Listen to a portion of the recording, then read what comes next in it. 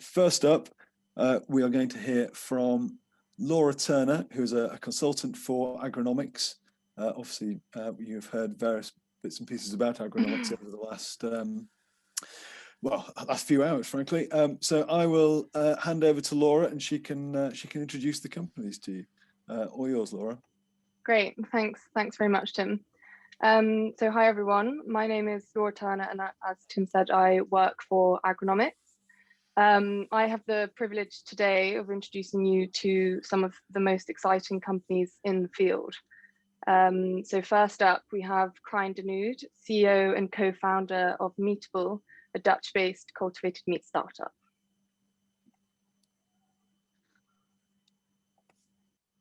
All right, then I'll start sharing my screen. So just checking, you see my screen now, right? Yes. Cool. Thanks.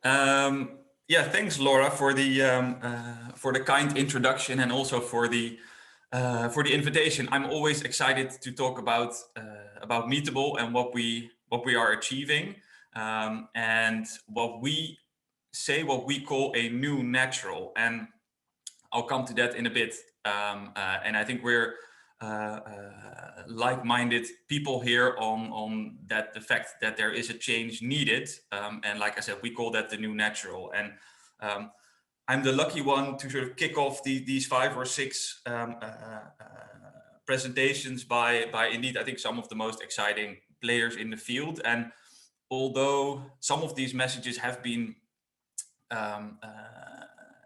made already earlier, I do want to spend a couple of minutes on why we're doing this. And I think it's important because sometimes we, or at least I, forget about them, and you hear the numbers, but they don't really sort of sink in anymore. So I do want to take a little bit of time for that, as you'll see, and then I'll swiftly move to a little bit more of the Meatable specifics. But first and foremost, the vision. What do we try to achieve? So we aim to satisfy the world's appetite for meat without harming people, animals, or the planet by developing, producing, and marketing cultivated meat. And I always start with this slide, and it's basically a huge success story. If you think about the biggest success stories from an industry perspective in the 20th century, meat sort of ranks in the top 2 or 3. If you see the world meat production on the left top corner, you also see the clear correlation with per capita GDP. So you just see one-on-one. Once a nation gets richer, they start consuming more meat. And we also believe that this is here to stay, whether we like it or not, it's here to stay. And that's why we are sort of trying to decouple the product, which we love, from the production methods, which we don't love, especially in the industrial livestock farming. But it starts, I think, with acknowledging meat is a success story and it's here to stay. We only need to update how we produce it. And these are the numbers that I spoke about that I think everybody knows, but I think it's good to spend 1 minute on them. And I always start with the right-hand side. So, because I think in my mind, that really explains everything. Then the others fall into place. So over 60 billion land animals are reared every year. And if you just understand that mind-boggling number, given the fact that we have 7 billion people on this planet, there are 60 billion land animals being reared every year, then obviously a big part of the planet's arable land is used to feed this livestock. Obviously, greenhouse gas emissions are caused by a large part by this livestock, and because they're so many, they are have to be contained in small places. So then the antibiotics come in. So for me, this 60 billion number, that's the most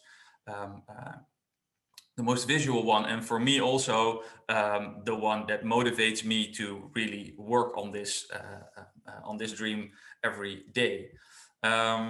And then quick update, I think what we've seen in the COVID crisis that we now have been in a year, that also the role of industrial farming plays in this pandemic and maybe future pandemics. So that's what we're doing. And then on the business side, again, this is not new, but I always like saying, so if you add up the markets that Spotify, Uber and Airbnb are going after, you're still not at the market that we are tapping into. Then a little bit about Meatable and what makes us special. And this is a detailed slide, but I'll try to keep it short and sweet on what distinguishes us from I believe our competitors. So basically what you see here is the developmental biology path going from a very early stage stem cell, a pluripotent stem cell, all the way to muscle fiber. And the challenge always was in the industry is that if you need to push the cells through the different developmental stages, some of those cells, they strand basically. So they either don't become the muscle cell, but they become a skin cell or another cell. And actually only 20 or 30% actually ends up being the right cell type that you use. And that was always the challenge. And we have developed a forward reprogramming technology that actually does this with 100% efficiency and in very short time. So in a nutshell, that's why we believe we have a very cost-effective solution to producing cultivated meat. And then on the mission side of things, so what are we setting ourselves to do? We want to be the global leader in sustainable and efficiently produced meat. And then the 3 dots on the horizon, 2023, we want to bring cultivated meat to market. 2025, commercial scale production, and 2027, generate $500 million in revenue. And we do that by scaling out. And then maybe one last visual. So this is an artist impression of how we see the plant finally looking. So at the left hand, you see the stem cells proliferating, so dividing themselves, and then they are turned into real muscle and juicy meat on the right hand side. So just as a visual for the process we are developing.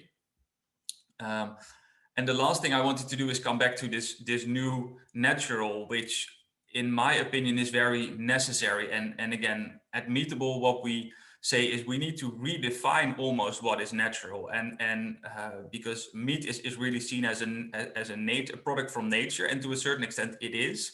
But then we do need to ask ourselves the more fundamental question on, is it natural to kill 60 billion animals? Is it natural to have 1/3 of the arable land used by livestock farming? Those type of questions. And we say, well, actually we need to redefine what natural is. So we need to define a new natural, and I'm very glad that with Meatable we are being a part of that. Thank you very much.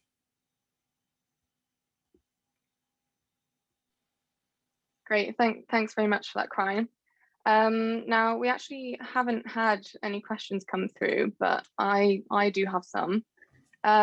So perhaps we could start with how you see the global regulatory landscape shaping up. What interest have you had from the EU? Have you had any contact with the Dutch government on pushing forward cultivated meat? Yeah, that's a very good question. And I think what you see most companies are sort of now have these 3 regions. It's the US, it's Europe, and then you have Singapore. And Singapore is obviously a very interesting opportunity because the incentives are so aligned, right? They don't have an incumbent meat industry. They want to have higher food security. So that's from that perspective a super interesting market.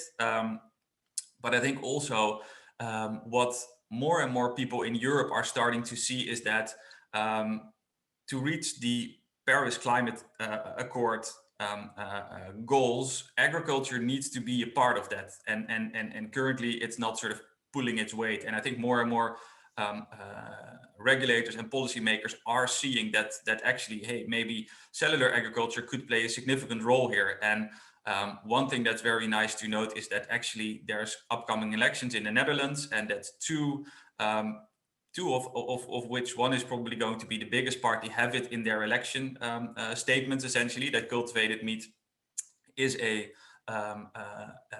initiative that should be supported. And then we also have the Dutch protein transition strategy, in which cultivated meat is also mentioned. So I think very positive developments there over the past, I would say, 12 to 18 months.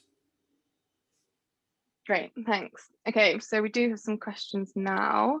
So the first one, can you talk a bit about the water footprint of your lab-grown meat compared to conventional meat?